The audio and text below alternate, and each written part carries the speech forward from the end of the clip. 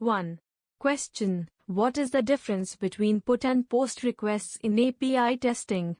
Answer: in API testing, put is used to update an existing resource, while post is used to create a new resource. Put is idempotent, meaning repeated requests have the same result, while post is not. 2.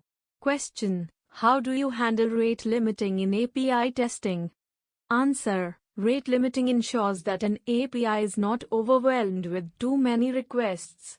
Handling it involves respecting the rate limit set by the API provider, monitoring response headers for rate limit information, and implementing strategies such as back-off mechanisms.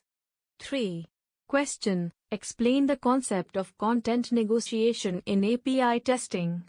Answer: content negotiation is the process of selecting the appropriate representation format, JSON, XML, etc., based on the client's request. It is typically achieved through the accept header in the HTTP request. 4. Question: what is CORS, and how does it impact API testing? Answer: CORS, cross-origin resource sharing, is a security feature implemented by web browsers to restrict web pages from making requests to a different domain than the one that served the web page. In API testing, it's essential to handle CORS issues, especially when testing from different origins. 5. Question: how can you simulate error scenarios in API testing? Answer: simulating error scenarios involves sending requests that intentionally result in errors, such as invalid input, unauthorized access, or server failures. This helps ensure that the API handles errors gracefully and provides appropriate error responses. 6.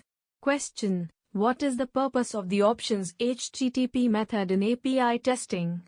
Answer: the options method is used to describe the communication options for the target resource.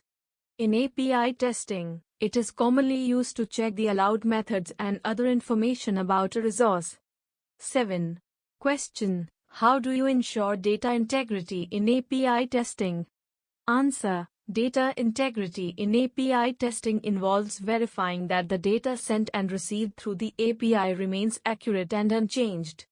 This can be ensured by comparing the expected data with the actual data in the API responses. 8.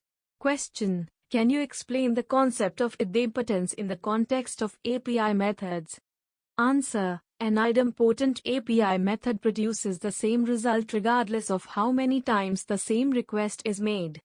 For example, get, put, and delete are generally idempotent, while post is not. 9.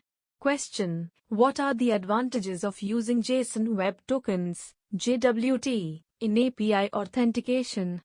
Answer: JWT is a compact, URL-safe means of representing claims between two parties.